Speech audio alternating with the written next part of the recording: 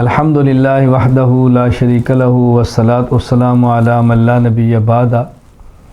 قربانی کے جانور عمدہ ہو، خوبصورت ہو، بہتر ہو، اچھا ہو، گوشت لذیذ ہو، جتنا اچھا ہوگا اتنا بہتر ہے۔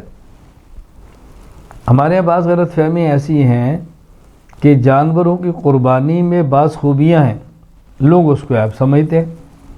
یعنی عام حالت میں کسی جانور میں ایک عیب ہو تو لوگ سمجھتے ہیں شاید یہ قربانی کے اندر بھی عیب ہوگا۔ وہ کیا چیز ہے؟ جانور کا خصی ہونا۔ خصی جانور کی قربانی دینا جائز ہے،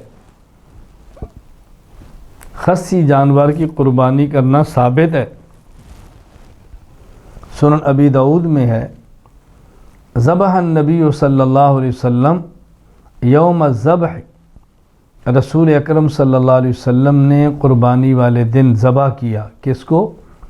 کبشین اقرنین املحین مجعین۔ اللہ اکبر۔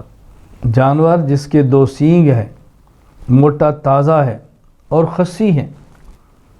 تو رسول اکرم صلی اللہ علیہ وسلم خصی جانور کو ذبح فرما رہے ہیں، تو خصی جانور ذبح کرنا قربانی میں کیوں جائز نہیں ہوگا؟ اور عجیب تر بات یہ ہے کہ حضرت امام اعظم ابو حنیفہ رحمۃ اللہ علیہ فرماتے ہیں ان الخصی اولا لأن لحمہ ألذ وأطیب۔ سبحان اللہ۔ فرمایا وہ جانور جو خصی ہے اس کا قربانی میں ذبح کرنا اعلیٰ، افضل اور بہتر ہے۔ کیوں؟ لأن لحمہ ألذ وأطیب۔ اس جانور کا گوشت لذیذ بھی ہے اور اس جانور کا گوشت اچھا بھی ہے، مزیدار بھی ہے، ستھرا بھی ہے، لہذا ذبح کرنا چاہیے۔